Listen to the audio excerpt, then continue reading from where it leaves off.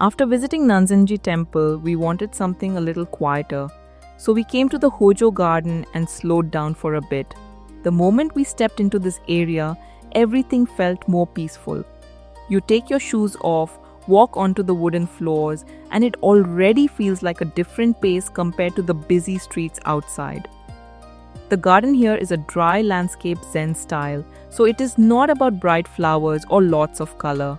It is more about balance and small details. The white gravel is raked into clean patterns, and depending on where you sit, the lines look different. Then you notice the rocks, placed so carefully that it almost feels like they are telling a story without needing words.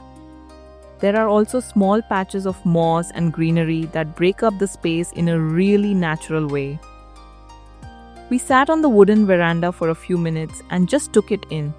This is one of those places where you do not need to do much. The view is the experience. The longer you stay, the more you notice the symmetry, the texture, the contrast between gravel, stone, and moss, and how calm the whole scene feels. It is a perfect stop if you want a quiet reset in Kyoto, especially after a full day of walking. After this, we felt refreshed and ready to continue with the rest of our day.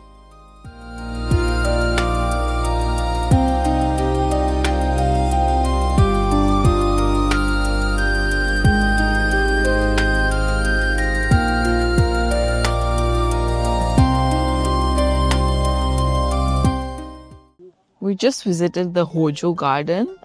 It's the Zen garden inside the Nanzen-ji temple. Yeah. The entrance ticket to the garden is 600 yen. And it's such a peaceful Zen garden. It's such a peaceful vibe inside. Felt so calm, and there are like more than 100 paintings which you're not supposed to photograph inside. Yeah. But yeah, it's such a beautiful place. Basically, you cannot vlog inside the garden, obviously, and also it's not about seeing the place; it's about feeling it. Yeah. And it's better, do as minimal photography or videography as possible because it's for you. Just go there. Feel the vibe. Just feel the vibe and just try to relax.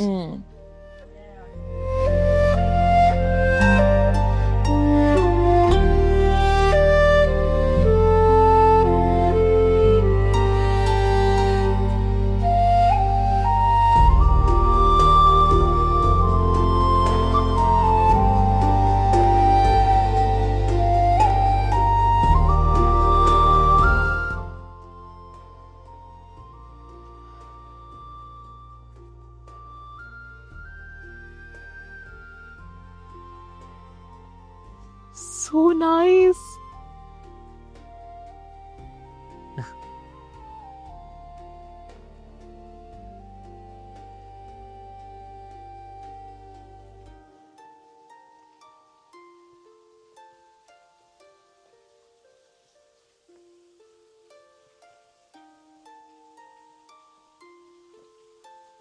Wow.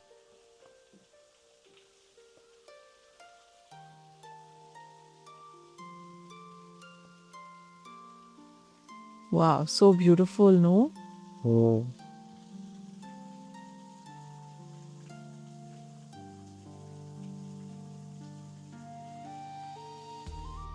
Hamza, look at that. There's an elfish here. Yeah, catfish.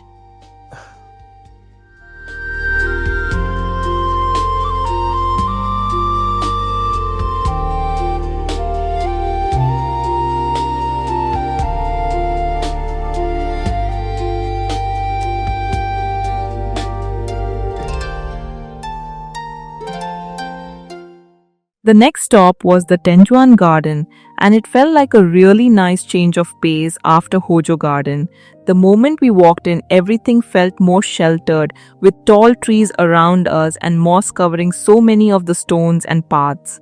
It is the kind of place where you naturally start walking slower, not because you have to, but because there is so much to take in.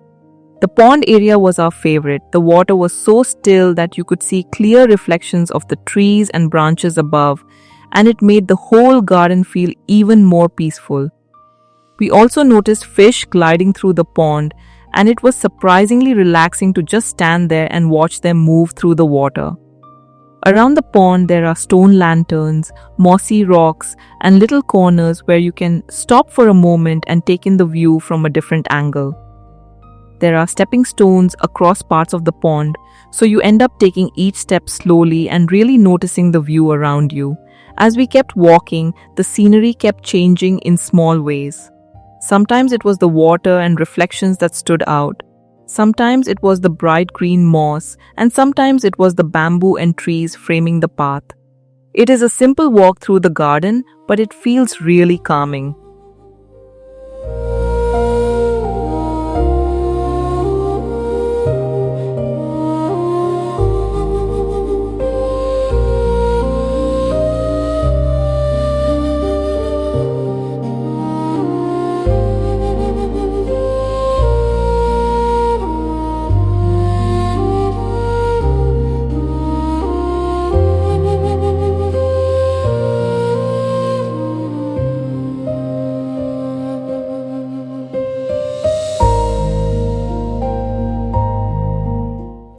We are at the Tenjuan Garden right now, and this place is again so calm and peaceful. It's one of the Zen gardens again.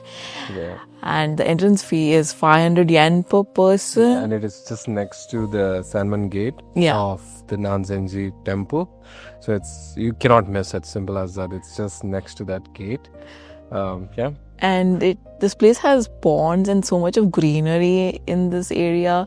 And yeah, the pond has cat and goldfishes. Colorful fishes actually. Color- Yellow, orange, white, black. And the garden is moss covered everywhere. It's everywhere. I mean, it can be called as a moss garden actually. Yeah, every place in this particular garden is so photo worthy, and just loving the vibes of this place.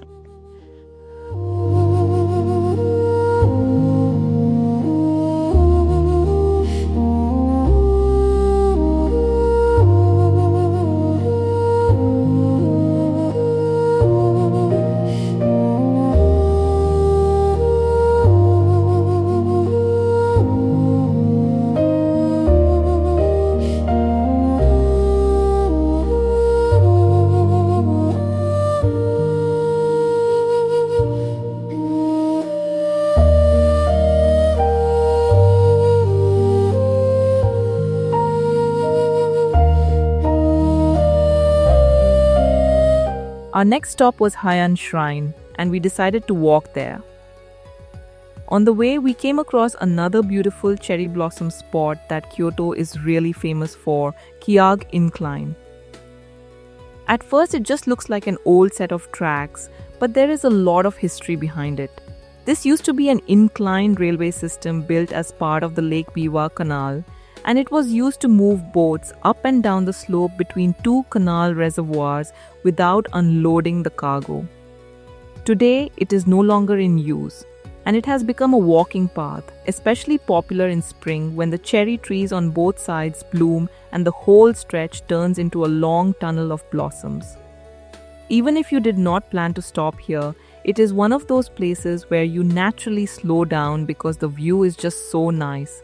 It is also a fun contrast, a piece of old Kyoto infrastructure that is now one of the prettiest sakura walks in the city. After that, we continued walking through the Okazaki area along the Okazaki Canal. The vibe here is different again. Calm water, soft reflections, and cherry tree branches hanging over the canal. The canal connects into the wider Lake Biwa Canal network and links toward the Kamo River. And it is one of those simple Kyoto walks that feels really relaxing during Sakura season. Amrita, this is massive. This is the biggest torii gate we are seeing. Yeah, oh my god, so huge. How tall this is. Wow. Yeah, it's very tall. And it's like fatter. The pillar is like fatter than a car. Actually, it's double size of a car. I love that vermilion color. Strikes, it's such a vibrant color. Yeah. It also has golden color in it at the top.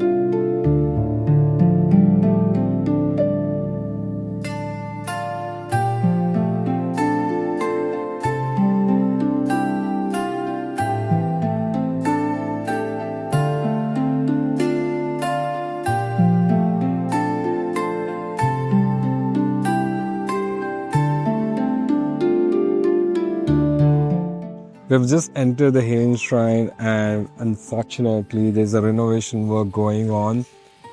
It would have been a very pretty sight, right, to look at the Heian Shrine, the other structure, but the main structure is under renovation. yeah, such a bad luck. We had the same experience in Nara. as well, where one of the 5-story pagoda was under renovation. Oh, yeah. But you can still enter it. Yeah, we can still enter the shrine, so at least we can do that. Yeah. Let's go.